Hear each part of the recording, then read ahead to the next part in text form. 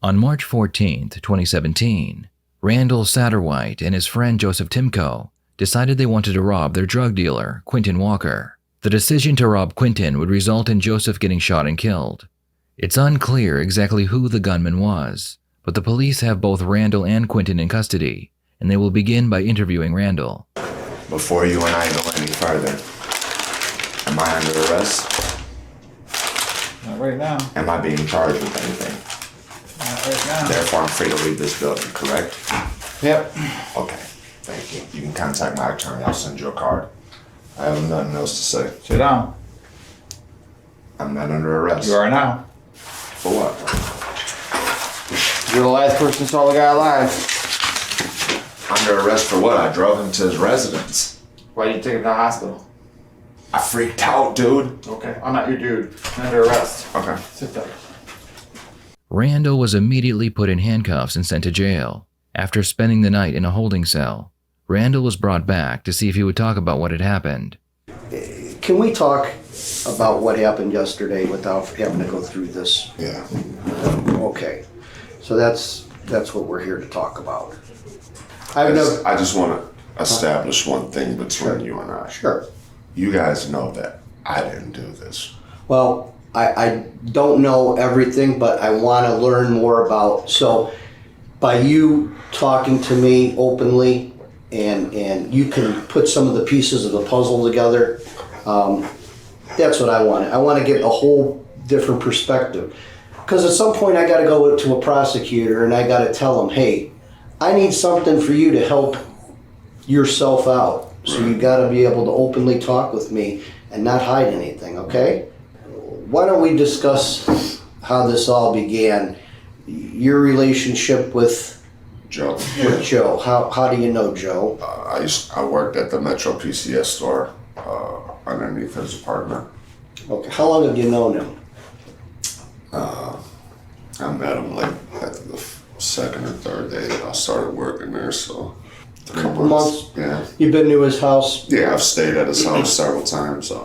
You know his girlfriend? Yeah, Heidi. I know his sister Paula. Let's just so we're talking about the same person.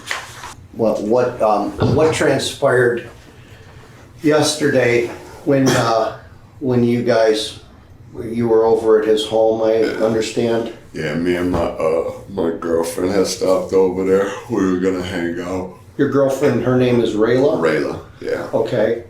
We were all hanging out. So we were there hanging out, drinking. Everybody wanted to get high. You know what I'm saying? So me and Joe left to go get drugs. Who was at the apartment with you? Your girlfriend? Heidi and me and Joe. Okay. The four of us. So how did you end up going to get drugs? Do you make a phone call, or do you hit somebody up with a text, or how does that work? Yeah, I made a phone call. Called this guy that I bought drugs from a couple of times named Boss Man. All right, so you go over there. I understand you make a phone call to this dude. Yeah. Who was driving the car? I was driving. Okay. Joseph sitting in the front seat or back seat? Yeah, he was sitting in the front seat. Dude comes out, Joe gets out, gets in the back. What did this guy look like? Black guy. About how old? He's probably maybe early to mid 30s. What was the choice of drug you were going to buy? We were gonna get heroin and crack. Okay. You pull up. Which way were you facing? Toward I was facing as if I would be going toward. back toward Lorraine? Yeah. Okay. Well, 85th or 41st, Yeah. whatever. Okay. You pull up along the curb. Joey gets out and gets in the back. Boss Man gets in the front. What transpires from there? Joey asks him if he had the stuff. The dude pulls it out, shows it to him. Joey puts it in his hand. Joey asks me, like, you think this is cool? I looked at it. I was like, yeah, I mean, if you think it's cool. Joey goes, all right. He handed dude something, piece of paper or something. I couldn't really tell because it was dark. There wasn't very much light. And then I heard Joey say, you know what it is. As soon as Joey said, you know what it is, the dude hurried up and turned. The dude shot. I didn't think that he shot Joey. I just thought that he shot to like scare Joey. So Joey was like, I'm sorry, and hands him back his stuff. The dude points the gun at me. I'm like, look, I don't know what the fuck is going on. The dude gets out the car. He's like, y'all get the fuck out of here. So I immediately take off, going towards the freeway. I jump on the freeway. While I'm on the freeway, I asked Joey, like, you all right? Because I heard him, like, start to snore. When I look back, I seen that he had, like, blood coming down his face. So I'm like, trying to get his attention. I kept pushing, like, Joey, okay? What the fuck? Like, I started panicking. Did you know he was shot at that point? Yeah, as we were on the freeway. And I just sped to his house. Why would you not stop at a medical facility? Honestly, I don't know, man. I panicked. Like, truthfully, like, that's the honest to God's truth. Like, I panicked. I was on the freeway. I was speeding. McKinley was the first thing that I saw. I know that that's closest to his house. Mm-hmm. I just got off there and went straight to his house. Okay. What happens I next? kind of beat what? myself up over that too. Yeah. That I didn't react well. So you get out of you drive. So we over. drive to his house. I bang on the door. I scream for Heidi. Heidi comes down. I'm like, Joey's been shot. Is that how the glass got broken? Yeah, I'm like, Joe, because I couldn't, get in, obviously. So I hit the glass open. I opened up the door. I scream up there, Heidi. Heidi comes to the door. I'm like, Joey's been shot. Call 911. She calls 911. She's telling 911 that he's been shot. They tell us to do CPR. I begin to help her do CPR. I just saying like that he was gone. In most states, when someone dies during the commission of a felony, all of those involved can be charged with murder, regardless of whether or not they are the ones who pulled the trigger. In this case, the detective believes that both men planned on robbing Quintin, so the next step is to get Randall to admit he was in on that plan. Do you remember telling the police yesterday when out on the scene, out by Joey's house? Do you remember talking to the police or talking to the uniformed officers out there? I told him that he tried to rob the dope dude. Okay. And do you remember telling him that that was his intention when he was going to go at some point? He was speaking on, like, he was saying shit like that, like, oh, these motherfuckers out here, I'll rob one of these. But I didn't. When did he say that? He talks like that all the time. But when did he say that? He said it prior to us leaving. Okay. So you had known at some point he was talking about do goofy things to do that, right? Is that right? Right. He was talking, but I'm taking it honestly like he's drunk. You know what I'm saying? I didn't really. Now, if Should have took him. How did Joey expect to pay for these drugs if he didn't have any money? He made it seem like he had some money. Okay. How did he do that? He said that he had some money. But you never seen any. I never seen it physically. You never seen any money, and then you go over there knowing at some point he's talking about robbing this guy. Is that right? You just told me he was telling you he's going to rob this guy at some point. He's talking about, hey, let's rob this. I'm going to rob this guy. Is that right? Well, that's not. Did he say something about he was going to rob this guy to you? Just a few minutes ago, a couple minutes ago, you just said he was going to. He's talking about robbing a guy, robbing this drug dealer. He was speaking generally, though. He wasn't What saying. he was saying, he was Right. I understand what you said. Correct? I can. I'm just asking you. I don't know. You were there. I'm just trying to get a feel of this. Did he mention at any point in time that he would rob any drug dealer? No, Yes, he did. but the guy you were going, you knew doggone well he was going to sell you dope because you Right. set it up. You set the deal up to go right now. You set the deal up to go buy the go drugs. buy the drugs. Okay, and in the course of buying the drugs, he's telling you before he gets there at some point. No.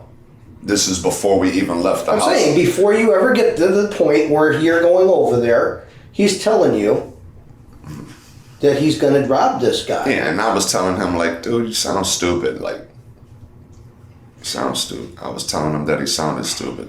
He talks like that. Like, he talks like that all the time. Well, you know what I'm saying? Like, that shit, he But says. that's pretty serious, though. True, given the. That's pretty serious talk, though. When you specifically when you're saying, Given- "Hey, you're going to go over there," and you're called this guy, and then when the guy gets in the car, He tries to. goes south, so to speak, right? I mean, The detective pulls out a lineup of photos that include Quinton, and he asks Randall to point out which one was the shooter. this is the person that was sitting in the front seat of the car that you were attempting to buy drugs off of. Did he shoot your friend? He shot my friend. But that's definitely That's. is the guy that you know as boss man, Yes. the guy that you know as the drug dealer, Yes. and the guy that you know and saw shoot your friend. Yes. Do you work now? Actually, I got terminated from my job because I like was going through some bullshit. Me and my wife are So separate. you're unemployed right now, is what I'm asking. Yeah. Okay. Do you have any questions for me? When are you guys gonna let me go? Well, I'm going to go in a little while, and I'm going to talk to the prosecutor. And then the prosecutor is going to determine whether you're charged or to be released. I'm going to present the facts that what you told me, investigated, and they're going to make a decision. And then what would happen if you did get charged? Well, why would I be Well- charged? What would I be charged for? Like, Well, you could be charged with aggravated murder. You could be charged with obstruction of justice because you had a hiccup with us earlier when we tried to talk to you. but why would I be charged with aggravated murder? I didn't Well, kill anyone. I understand, but that's what, if you have knowledge that somebody may commit a crime and you are there. I didn't know that dude would kill Oh, Joey. no. You're not listening to me. I'm trying to explain to you, Randy. Just relax. Just let me talk. Okay.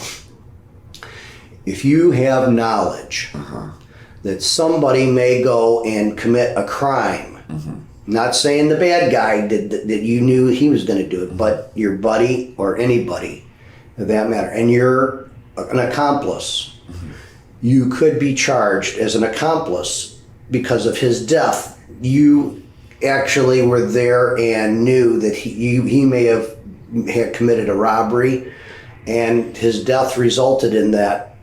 You could be considered an accomplice under the elements of the way the law works. Now, whether the prosecutor's going to go with that, I don't know, but that is an option. That's how that works. I'm just letting you know. I'm not pulling any punches here. Right. You could be looking at some very serious charges. Randall was taken back to jail, and it was Quinton's turn to speak with the detective. Quinton had just been arrested on unrelated charges, so he was brought from the county jail and put into an interrogation room. Before I start getting into what we're really here for, first of all, I don't really care about what you got picked up for in Parma, okay? I'm not gonna talk about that at all. Are you willing to talk with us about things without an attorney present? You'll find out what this is all about, and What is this about, though? well, right now you're at the homicide unit.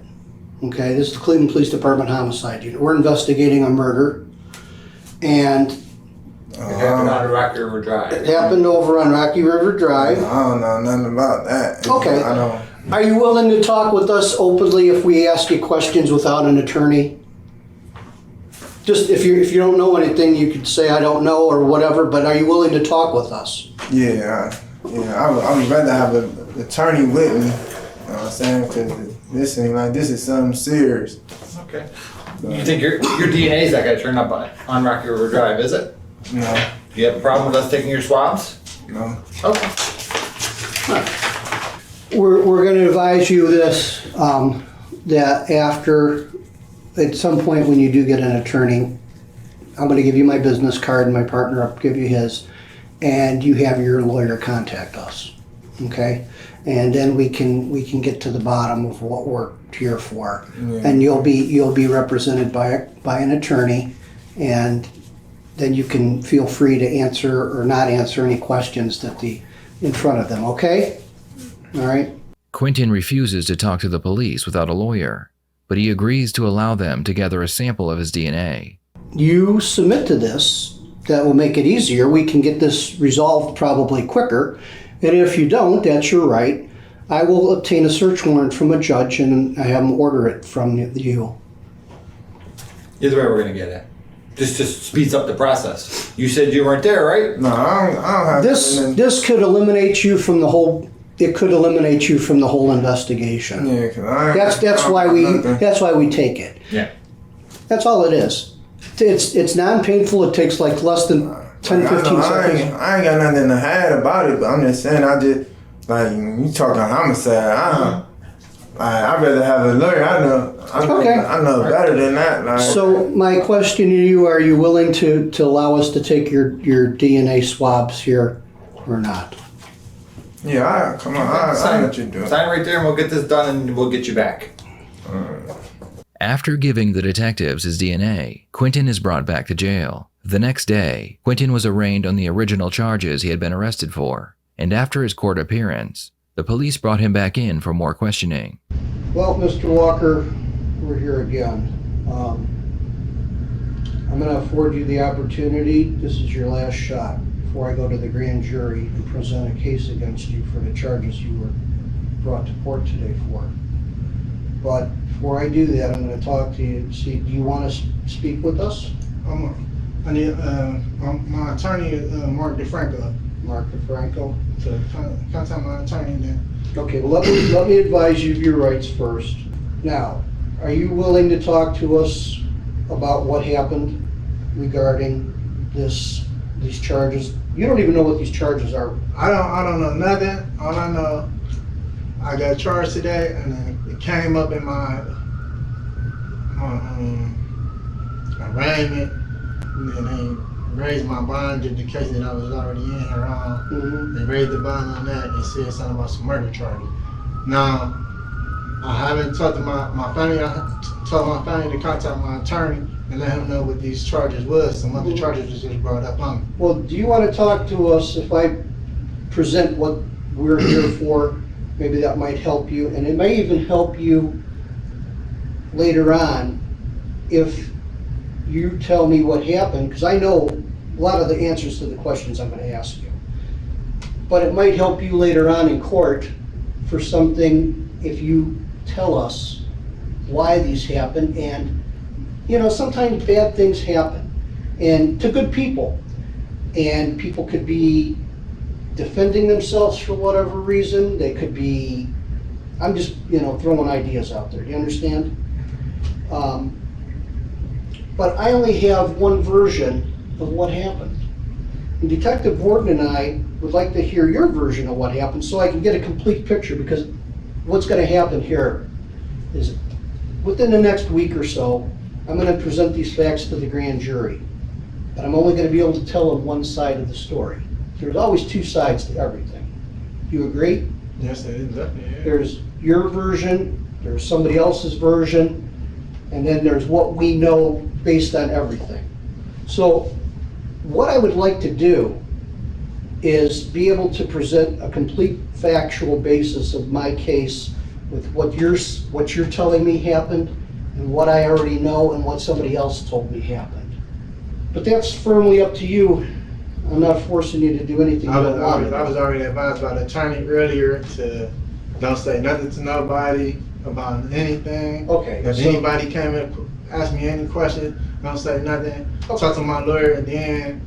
So you're telling me, we you're can go telling from us there. that you don't want to talk to us without your lawyer, is that what I'm understanding? Yes. I had to talk to my lawyer and then see what he's talking about. I don't. Well, he knows nothing about this, I can guarantee you, because Well, Nothing he- has been disclosed to him.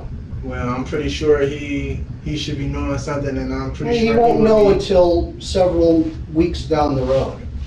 I guarantee that. Because he won't be present at the grand jury hearing. You won't be present at the grand jury hearing. It'll be myself, a prosecutor, and a bunch of jurors. Okay? So your attorney has no idea, other than what the arrest warrant, the facts and what I put on there are very limited on the arrest warrant, why you're being charged. He has no knowledge. I can guarantee that. I've been doing this for a long time. I'm not lying to you. Pretty sure my lawyer will be here tomorrow. No? So, you know what I'm saying? Because Quintin refused to talk, the detectives realized that they needed to build a strong case against him, so they decided to do two things. First, they needed to search the home that Quintin was staying at, and second, they needed to speak with Randall again to get more information from him. I understand that you're the leaseholder. Is that correct? Of the apartment. We want to go back there and we want to have your consent just to look around and make sure that nothing happened inside. I understand. Okay. You guys ain't gonna go in there and tearing up my No. stuff, are you? No, absolutely not. I mean, if you need to. No, you're going to be present. No, we're not. Oh, We're I not. don't need to be there. No, I mean, if you'd like, you can be present. If you don't want to, that's fine. We'll make sure it's secured When are you guys trying to go over there? right now. Oh, okay. Well, we could follow That's you why- there, and I'll let you Yeah, in. that's exactly what. I don't need to stick around there, Oh. though. Well, we need the key to lock it up. No, if you can want. just lock the knob. Okay, That all would right, be good. fine. The police would search the home. However, they were unable to find the murder weapon. The detective realized that the only real way to secure a conviction was to have Randall testify against Quintin. The next day, Randall was put into an interrogation room and interviewed one more time. I'm here, I don't know if they explained to you, I'm here just to show you a photo spread. Photo spread. I'm not familiar with this case, but I have to read this off to you. It's like instructions in regards to showing photo spreads, okay? I am going to show you a group of photographs. This group of photographs may or may not contain a picture of the person who committed the crime now being investigated. All right? I do not know who the suspect is. Keep in mind that hairstyles, beards, and mustaches may be easily changed, right? When you have looked at all the photos, tell me whether or not you see any person you recognize. Do not tell any other witnesses that you have or have not identified anyone, okay? Cool? And here is the photo spread. Randall immediately points out Quintin in the lineup. Then he does his best to make himself appear like he is the victim. Hands are shaking. That's all right, relax. What's the name? Joseph Timko. Okay. Now here, print your name if you would. I'm sorry. No reason to apologize. I'm suffering a lot because of the circumstances that this guy and Timko did. And I'm suffering the consequence for being a victim and being around these people. Yeah. This guy killed my friend. Yeah, He killed my friend. I got you. It's never. And I gotta defend my innocence in that situation. Yeah. Take your time, okay? I know. I'm sorry, man. No. I'm just, this is a really stressful situation for me. I can only imagine. It seems like you probably have it involves a lot of things that just are total negative, okay? How sure are you this is Positive. Okay. Okay. Good enough. They'll be I right. told these guys from the beginning of this situation that I'd be more than willing to comply and identify him in court. Okay. Well, you know what? I don't know the circumstances. No, I apologize. But just this is give probably your a recorded conversation, so let me just stop talking. I'm sorry. just give yourself a break. All right. Okay. Things will work out. All right. I know that they will. Right now, they seem. It's all doom and gloom. But just give yourself I a understand chance, it, okay? and things.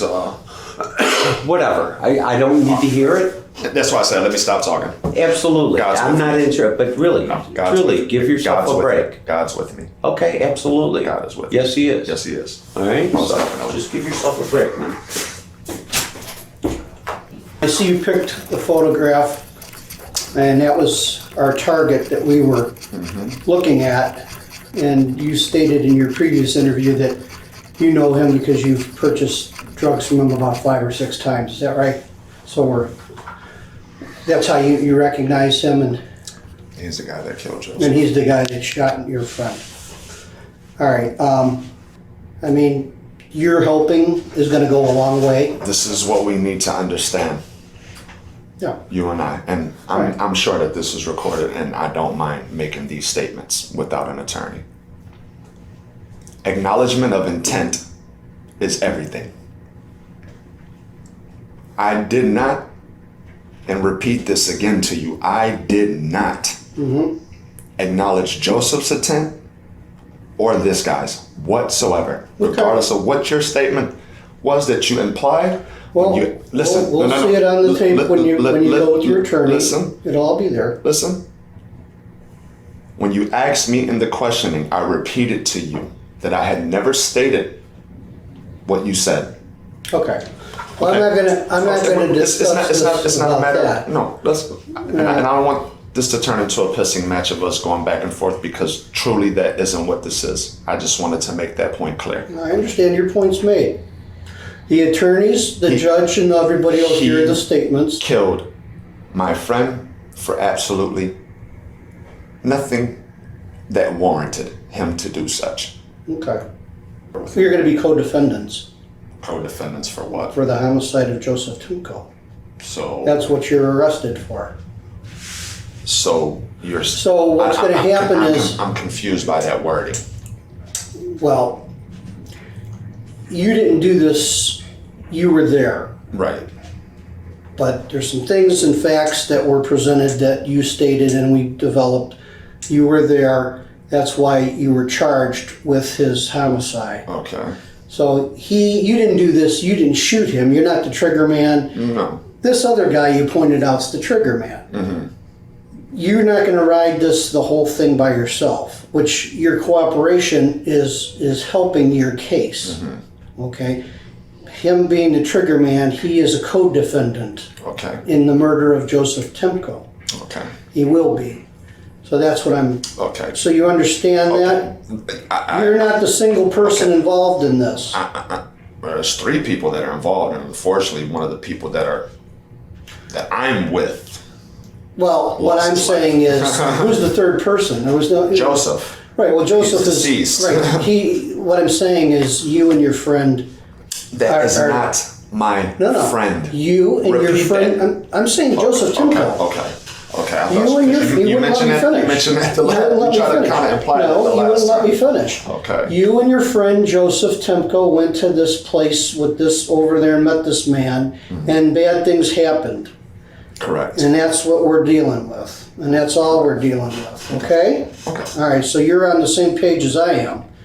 Yes, I want you to understand that I'm with you on this. And that's great. You know what I mean? And as I can say, is you helping you, or is helping us, is helping yourself out. But we also need to have this understanding that, for me, and you can agree or disagree, it doesn't matter. For me, I did nothing wrong in that situation. Well- I attempted to do nothing wrong. I You're- didn't encourage for anything wrong to be done, nor did I have any knowledge that things were going to happen the way that they happened. Believe me when I tell you this. Okay. Well, like I stated That's previously, and I fine. stated now, is when everything will be turned over to your attorney, I know. the prosecutor, Yeah, and they're gonna hear the interviews. They're gonna hear everything. They're gonna look at the paperwork generated, and they're gonna make a determination. Of course. So that's what we're not here to discuss that. I'm just telling you what's No, going to happen. I understand the process. So, all right. Well, here you ready? Drink up, and we're going to go back, and so when you're done. I'm fine. It's really bitter. Yeah. Okay. Well, And I'm like, my nerves are on edge seeing that picture. all right. I apologize. That's okay. And if my approach in any way seems brash or inappropriate, I apologize. Like I said, like, it's Well, let me a fucked up situation, man. let me get you back, and we'll take Yep. this back, and we'll get you out of here. All right? I Okay, thank you appreciate very your much. Yep, cooperation. no problem. In the end, Randall would be convicted of involuntary manslaughter and aggravated robbery. He was sentenced to 7 years in prison. As of the making of this video, Quintin has not been convicted of any charges related to the death of Joseph Timko.